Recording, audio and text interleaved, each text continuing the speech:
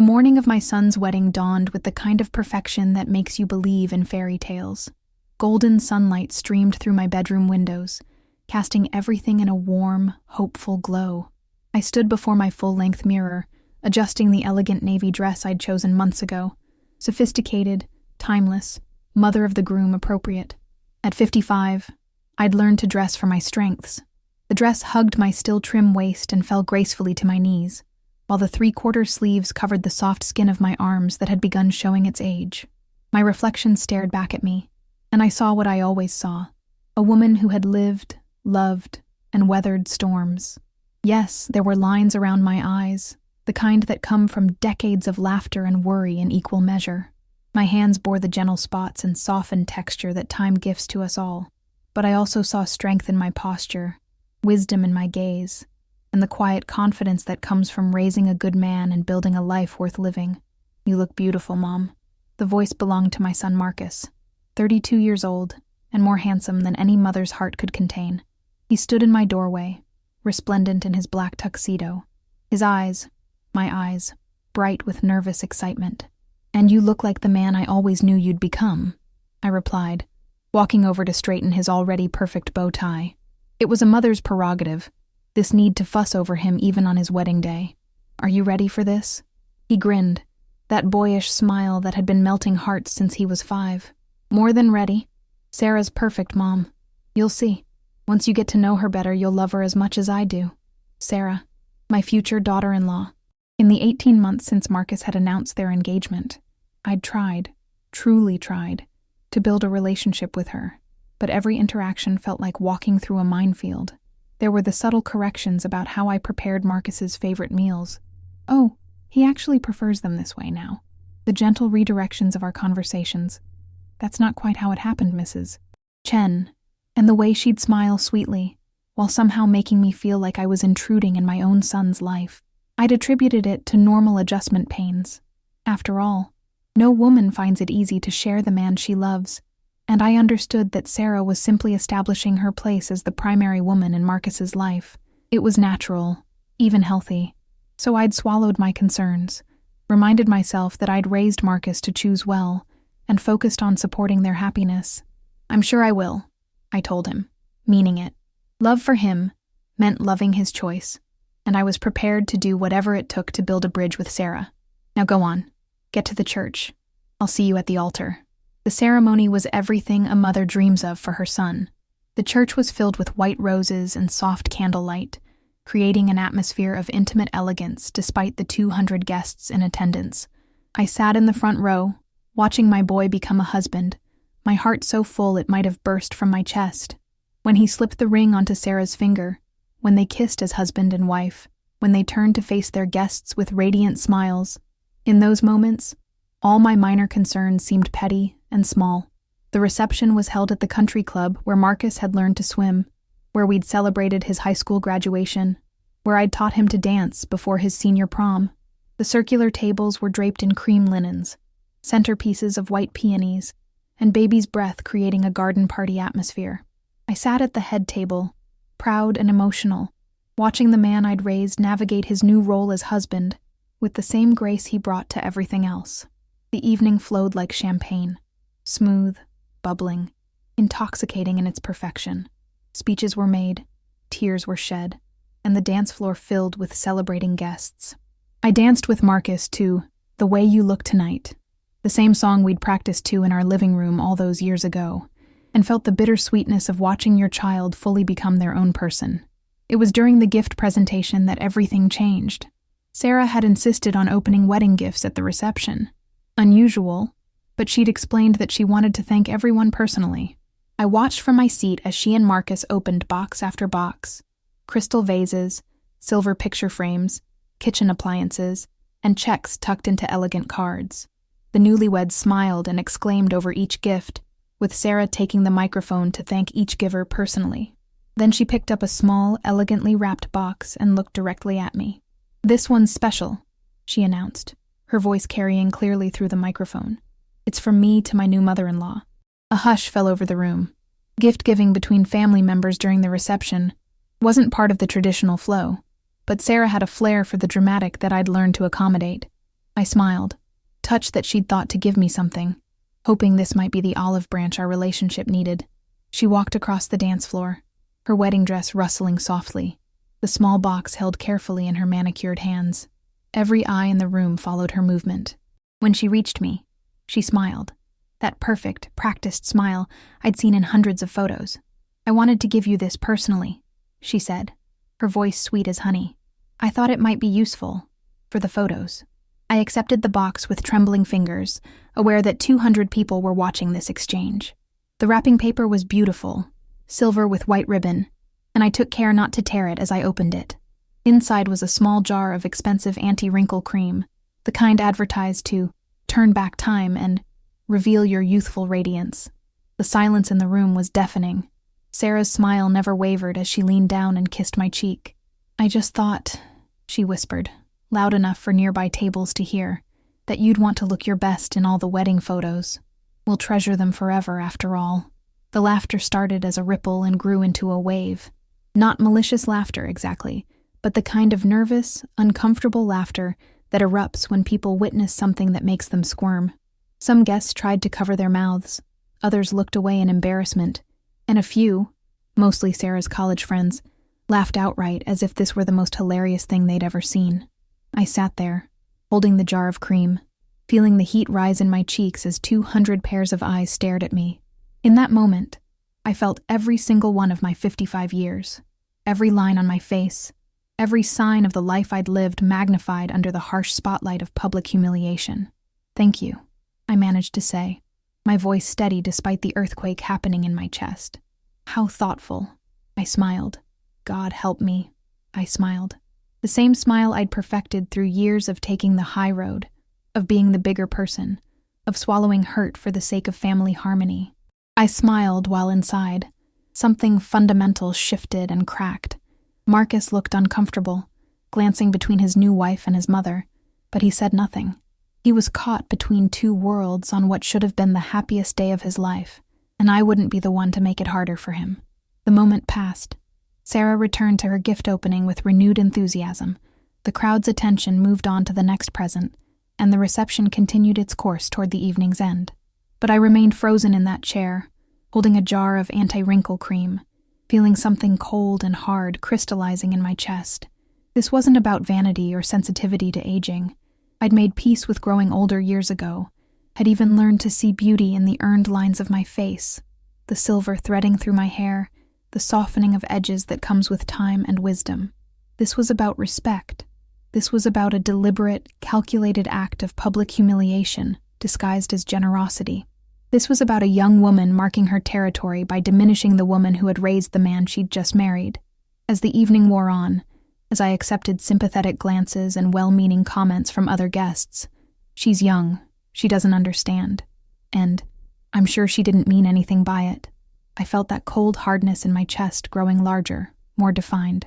I'd spent my entire adult life being reasonable, being understanding, being the woman who made peace and kept harmony.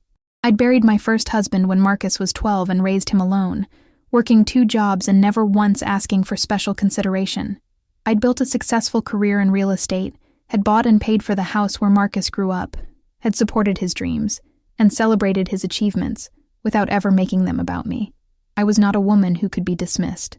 I was not a woman who deserved public humiliation from someone who'd known my son for 3 years, while I'd loved him for 32. But as I sat there, watching Sarah dance with Marcus, watching her accept congratulations and compliments, watching her bask in the spotlight of being the beautiful young bride, I realized something that chilled me more than the humiliation itself. She'd planned this. The timing, the public nature of it, the carefully chosen words. This hadn't been a thoughtless mistake, or a moment of poor judgment. This had been deliberate, strategic, a power play designed to establish hierarchy and put me firmly in my place. The mother-in-law who needed wrinkle cream to be acceptable in photos. The older woman who should be grateful for the young bride's thoughtfulness. The relic from Marcus's past, who needed to understand her diminished role in his future. As the evening wound down, as I hugged guests goodbye and accepted their sympathy with the same gracious smile I'd worn all night, I made a decision that would change everything. This story was going to have a very different ending than Sarah had written. She'd chosen to play games. She'd chosen to make this personal. She'd chosen to humiliate me publicly, to treat me with disrespect in front of everyone who mattered to both of us. What she didn't know, what she couldn't have known because she'd never bothered to really know me, was that I didn't lose games. Ever. I'd buried a husband, raised a son alone, and built a life through sheer determination and strategic thinking. I'd learned long ago that the most dangerous opponent is the one who lets you think you've already won. Sarah had made her move. Now it was my turn. The reception ended with rice and rose petals, with Marcus and Sarah driving away in a car decorated with tin cans and "just married" signs. I waved goodbye with everyone else, my smile never faltering, the jar of wrinkle cream tucked safely in my purse like a declaration of war. As I drove home alone through the quiet streets, past houses where families slept peacefully, unaware that in one small corner of their world, battle lines had just been drawn, I felt something I hadn't felt in years. The thrill of a worthy opponent. Sarah thought she knew who she was dealing with. A sweet, aging mother-in-law who would accept her place quietly and gratefully. A woman past her prime who should be thankful for any crumb of consideration.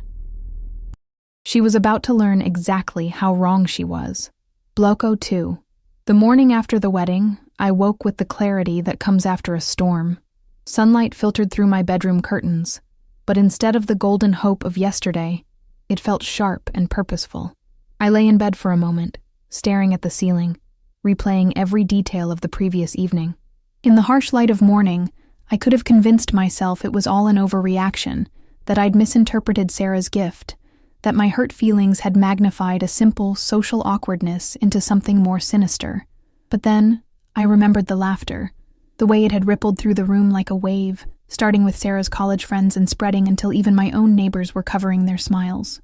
I remembered the pitying looks, the whispered conversations that stopped when I approached, the way people suddenly found their phones fascinating whenever I made eye contact. Most of all, I remembered Sarah's face. The perfect composure, the practiced sweetness, the way her eyes had glittered with something that definitely wasn't kindness as she'd handed me that cream for the photos. No, I hadn't imagined it. I hadn't overreacted. I had been deliberately, publicly humiliated by a woman who was supposed to become my family. I rose from bed with the purposefulness of a general planning a campaign. The first rule of strategy, learned through years of navigating corporate real estate deals and small-town politics, is to know your opponent. I realized with startling clarity that despite 18 months of engagement, I knew almost nothing about Sarah beyond the surface she'd chosen to show us. I made coffee and settled at my kitchen table with my laptop, beginning what would become the most thorough research project of my life. Social media, I'd learned from younger colleagues, was where people revealed their true selves. Sarah's Instagram was a carefully curated gallery of perfection. Professional photos, exotic vacations, designer outfits. But it was her older posts, the ones from college and just after graduation, that told a different story. There she was at 22, posting photos with different groups of friends at various events, each caption referring to her chosen family and ride or dies, until those friends mysteriously disappeared from her feed, replaced by new faces who would also eventually vanish. There was a pattern. Sarah would attach herself to a social group, become central to their activities, then systematically isolate and exclude the original leaders until she was the undisputed queen bee. I found old sorority photos where Sarah stood at the edge of group shots, but within a year she was front and center while the former social chairs had been cropped out of the narrative entirely. LinkedIn revealed a similar pattern in her professional life. Entry-level positions where she'd quickly ingratiated herself with management, followed by sudden departures amid vague references to personality conflicts and changing dynamics. But it was her blog, a lifestyle and beauty site she'd maintained sporadically over the years, that provided the most insight. Post after post about cutting toxic people from your life, protecting your energy from negativity, and not letting jealous people dim your shine. The subtext was clear. Anyone who didn't serve Sarah's interests was toxic, jealous, or negative.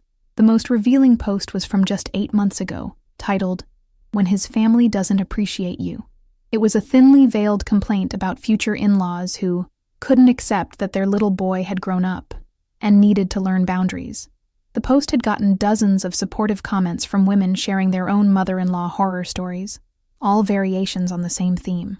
Older women who couldn't accept their diminished importance in their sons' lives. Reading it felt like being punched in the stomach. This was how Sarah saw me, not as a person with feelings, not as the woman who had raised the man she claimed to love, but as an obstacle to be managed, a problem to be solved, a rival to be defeated. I closed the laptop and sat in the silence of my kitchen, processing what I'd learned. Sarah wasn't just thoughtless or young or adjusting to a new family dynamic. She was calculating, strategic, and ruthless. The wedding gift hadn't been an impulse or a mistake. It had been the opening move in a campaign to establish dominance and put me firmly in my place. The question now was, what was I going to do about it? My phone rang, interrupting my thoughts. Marcus's name appeared on the screen, and I felt my heart clench. Whatever was coming next, I wouldn't let it damage my relationship with my son. "Hi, sweetheart," I answered, keeping my voice light. "How's married life treating you?" "Mom, He sounded tired, strained. "Listen, Sarah feels terrible about last night. She's been crying all morning, saying she didn't realize how the gift might come across. She just wanted to do something special for you, and she feels awful that people misunderstood." I closed my eyes, marveling at her skill. Less than 12 hours after her calculated public humiliation, she'd already rewritten the narrative. Now she was the victim, the misunderstood young bride whose generous gesture had been twisted by cruel gossip and her sensitive mother-in-law's overreaction.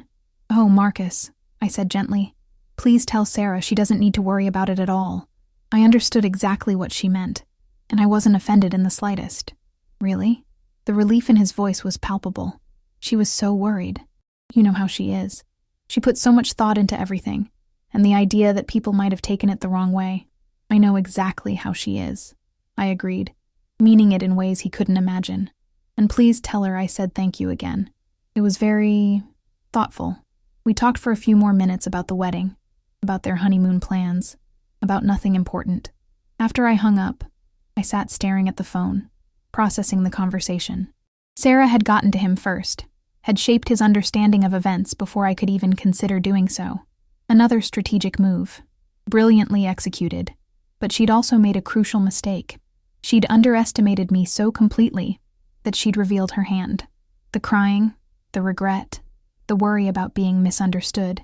It was all theater, designed to ensure that when Marcus chose sides, he'd choose hers.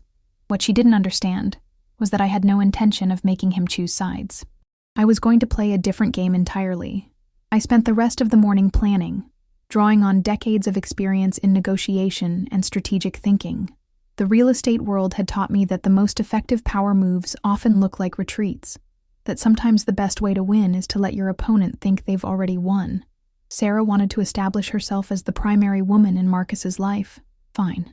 I would step back gracefully, with such apparent grace and selflessness that she'd look petty and controlling by comparison. She wanted to paint me as the jealous, clinging mother-in-law. I would be so supportive, so generous, so perfectly reasonable that any future conflicts would clearly be her fault.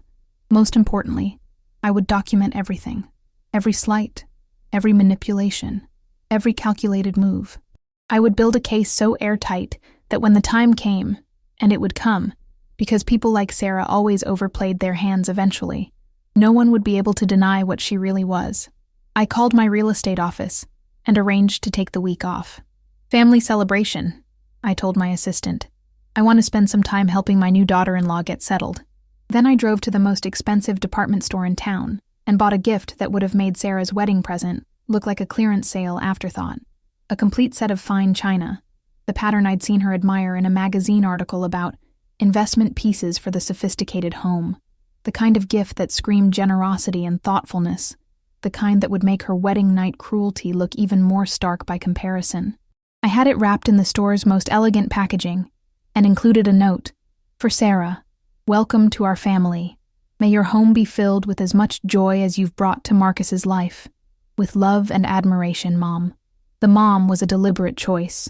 Not Margaret or Mrs. Chen, but the intimate family designation that would signal to everyone, including Marcus, that I was embracing my new role with open arms. It would make any future resistance from Sarah look churlish and ungrateful. I had the gift delivered that afternoon, timing it to arrive just as they were returning from their first day as a married couple. Then I settled in to wait, knowing that Sarah would have to call and thank me, knowing that she'd be trapped by the very social convention she'd used against me. The call came 2 hours later. "Margaret, you absolutely shouldn't have." Sarah's voice was honey-sweet, but I could hear the strain underneath.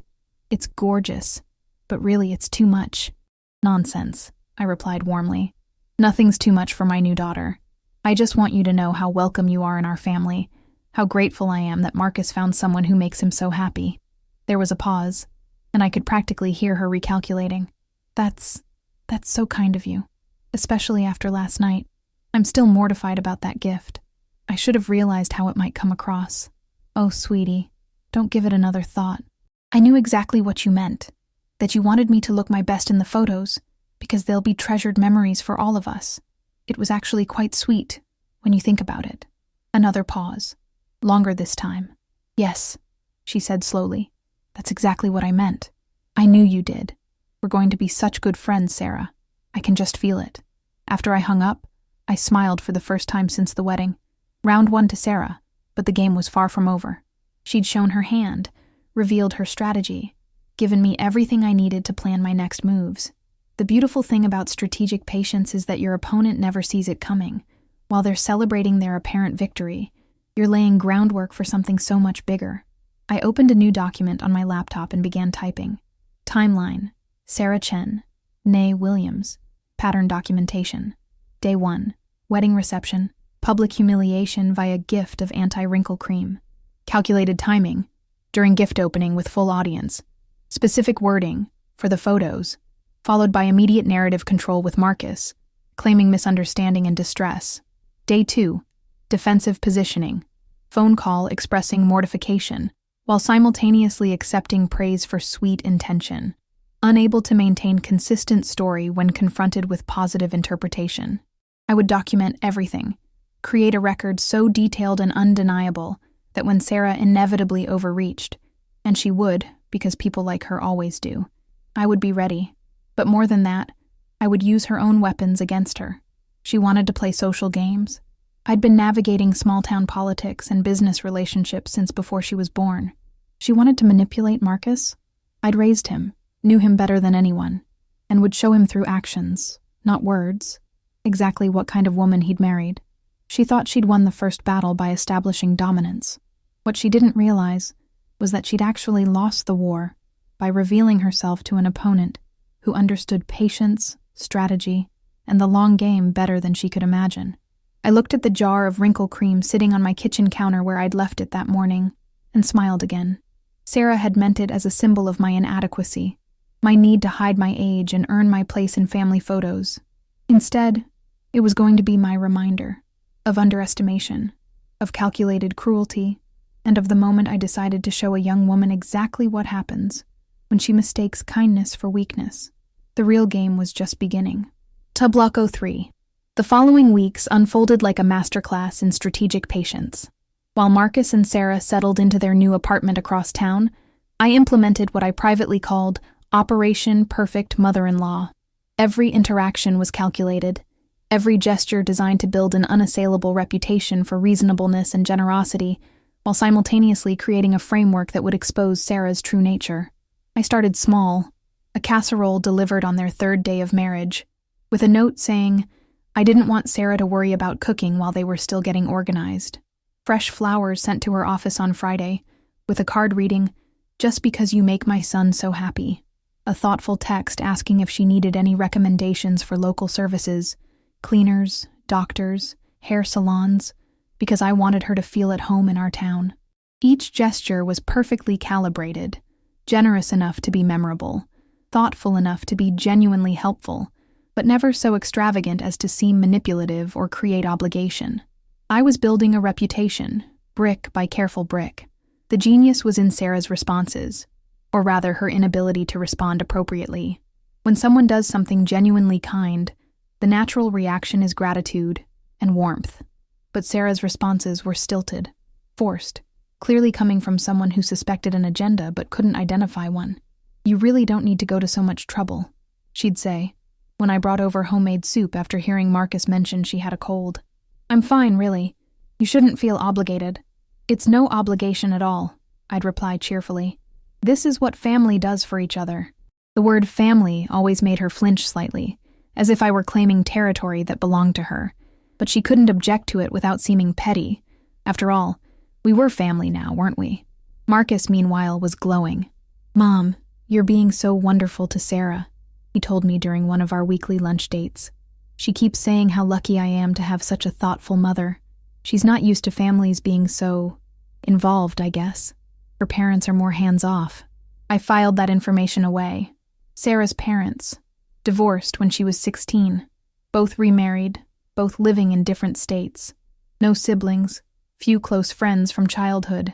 A woman who'd learned to navigate relationships through charm and control, rather than genuine connection, because she'd never experienced the security of unconditional love. It almost made me feel sorry for her. Almost. 3 weeks after the wedding, I decided it was time to escalate. I called Sarah directly, bypassing Marcus entirely. "I've been thinking," I told her, "and I'd love to take you to lunch. Just the two of us so we can really get to know each other. I feel like we haven't had a proper chance to talk woman to woman." There was a long pause. That would be nice," she said finally, but I could hear the wariness in her voice. "Wonderful. How about that new place downtown? Le Petit Jardin. I hear it's lovely, very intimate. Perfect for a real conversation." Le Petit Jardin was indeed lovely, but more importantly, it was where the town's social elite regularly lunched. The kind of place where conversations were overheard, where being seen mattered, where Sarah would be performing for an audience of exactly the people she wanted to impress. We met on a Tuesday at noon. I arrived first, securing a prime table near the center of the dining room, and ordered a bottle of the restaurant's best champagne. When Sarah arrived, perfectly dressed in a designer blouse and tailored pants, I stood and embraced her warmly. "You look absolutely radiant," I said, loud enough for nearby tables to hear. "Marriage clearly agrees with you." She smiled, but her eyes were scanning the room, cataloging who was there, who might be watching. "Thank you. This place is beautiful. I've been wanting to try it. I thought you might like it. I wanted somewhere special for our first real mother-daughter lunch." The word daughter hit its mark. Sarah's smile tightened almost imperceptibly, but she recovered quickly. "How thoughtful." I poured champagne and raised my glass. "To new beginnings," I said warmly, "and to the daughter I never had but always hoped for." We were creating quite a tableau, the elegant older woman toasting her beautiful young daughter-in-law, both of us picture-perfect in our respective roles. I could see other diners glancing over approvingly, and I knew word would spread through the town's social network within hours. Margaret Chen and her new daughter-in-law, looking like the perfect family. "So, tell me about yourself," I said once we'd ordered. "I feel like I know so little about your background, your family. I want to understand the amazing woman who captured my son's heart." It was a masterful opening, because it forced Sarah to talk about herself, always her favorite subject, while positioning me as the interested, caring mother-in-law who wanted to connect. She launched into a carefully edited version of her life story. Successful parents, prestigious education, promising career in marketing. All true, but scrubbed clean of any complications or failures. I listened with rapt attention, asking follow-up questions, expressing admiration at all the right moments. "You're so accomplished," I marveled. "Marcus is lucky to have found someone with such drive and intelligence." The champagne was working its magic, and Sarah was beginning to relax, to enjoy being the center of positive attention. This was when she was most dangerous, when her guard was down, and her true personality began to show. "I have to admit," she said, leaning forward conspiratorially, "I was a little worried about today. I know some mothers have trouble adjusting when their sons get married." "Adjusting to what?" I asked innocently. "You know, to not being the most important woman in their son's life anymore." She said it with a laugh, as if it were a silly concern, but her eyes were watching my reaction carefully. I smiled serenely. "Oh, sweetie, you never have to worry about that with me. A mother's love is completely different from a wife's love. They don't compete. They complement each other." It wasn't the reaction she'd expected. She'd been probing for signs of possessiveness, jealousy, or territorial behavior. Instead, I'd given her wisdom and security. That's a very mature way to look at it, she said slowly. I learned long ago that love isn't a finite resource. The more love Marcus has in his life, the happier he'll be, and his happiness is all I've ever wanted. I could see her processing this, trying to find the angle, the manipulation, the hidden agenda. But there wasn't one. At least, not one she could identify. I genuinely did want Marcus to be happy, and I genuinely believed that love wasn't finite. I just also believed that Sarah was incapable of the kind of love that would make him truly happy long-term. The conversation continued over our salads and entrees, with me playing the role of interested, supportive mother-in-law to perfection. I asked about her job, her friends, her interests. I shared stories about Marcus's childhood that painted him in an adorable but not embarrassing light. I was warm, engaging, and completely non-threatening. It was during dessert that Sarah made her first real mistake. "You know," she said, perhaps emboldened by the champagne and my apparent harmlessness. "I hope you don't mind me saying this, but I was a little surprised by some of the wedding photos. You're such a beautiful woman, but the lighting in some of them was really unflattering. Maybe next time we do family photos, we could choose a different photographer, someone who's better with mature subjects." The words hung in the air like a poison cloud. She'd just essentially told me that I was too old and unattractive for proper photography, but she'd done it with such sweet concern that anyone overhearing might think she was being thoughtful. I felt the familiar chill settle in my chest, but my smile never wavered. "That's so considerate of you to think about that," I said warmly. "You're absolutely right. Good lighting makes such a difference. I'll definitely keep that in mind." She looked pleased with herself, clearly thinking she'd scored another small victory. What she didn't realize was that she'd just given me exactly what I needed, a pattern of behavior, witnessed in public, that revealed her true character. "Actually," I continued thoughtfully, "that reminds me of something I've been meaning to ask you. The anti-wrinkle cream you gave me at the wedding. I've been using it religiously, but I'm wondering if you have any other recommendations. You have such beautiful skin, and I'd love to know your secrets." The question caught her completely off guard. She'd expected me to either ignore the wedding incident or react defensively. Instead, I was treating her as an expert, asking for her advice, turning her insult into a request for help. "Oh, I use several products," she stammered. "It's really about finding what works for your specific needs." Your specific needs. Another delicate way of saying your age-related problems. I filed it away with all the others. "I'd love to go shopping with you sometime," I said enthusiastically. "A girls' day out. We could make it a real bonding experience." The look of horror that flashed across her face was quickly suppressed, but not quickly enough. The idea of spending an entire day with me, one-on-one, clearly terrified her. "That sounds lovely," she managed. "Maybe sometime when things aren't so busy." "Of course, dear. Whenever you're ready." We finished lunch with air kisses and promises to do it again soon. As we stood to leave, I made sure to hug her warmly in full view of the restaurant. "Thank you for such a lovely afternoon," I said loudly enough for others to hear. "I feel like I understand you so much better now." And I did understand her better. I understood that she was even more calculating and cruel than I'd initially thought. I understood that she saw every interaction as a competition she had to win. Most importantly, I understood that she was so confident in her superiority that she was getting careless. That evening, I updated my documentation. Week 3, lunch at Le Petit Jardin. Subject continues pattern of subtle digs about aging, Sange appearance. Unflattering lighting. Mature subjects. Specific needs. Shows increasing comfort with overt rudeness when she believes she has upper hand. Notable, complete inability to accept genuine kindness without suspicion, suggesting deep-seated insecurity and lack of experience with unconditional love. I was building something here, creating a record of behavior that would be undeniable when the time came. But more than that, I was learning Sarah's weaknesses, her blind spots, her triggers. She thought she was playing chess while I played checkers.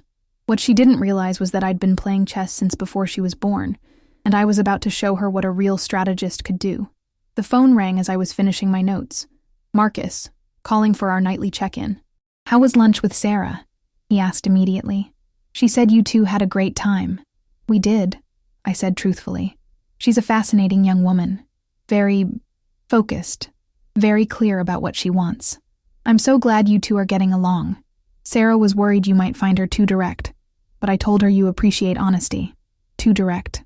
That was how she'd framed her calculated cruelty. As honesty. As directness. Another piece of the puzzle. Another insight into how she manipulated narratives. I do appreciate honesty, I agreed. In fact, I think honesty is going to be very important in our relationship going forward. That's great, Mom. You know, Sarah said something interesting after lunch. She said she thinks you're much stronger than most people give you credit for. I smiled in the darkness of my kitchen. Did she now? How perceptive of her. She said she has a feeling you're the kind of person who always gets what she wants in the end. Well, I said softly, she's certainly right about that. After hanging up, I sat in the quiet of my house, processing the day's events. Sarah was getting comfortable, starting to show her true colors more openly. She was also beginning to sense that I wasn't what I appeared to be, but she didn't know what to do with that information. Perfect. The most dangerous opponent is the one who knows they're in danger, but doesn't know where the threat is coming from. I looked at the jar of wrinkle cream on my counter, my daily reminder of war declared and battle joined. Soon, very soon, Sarah would learn the difference between winning a battle and winning a war. But first, I had a few more moves to make.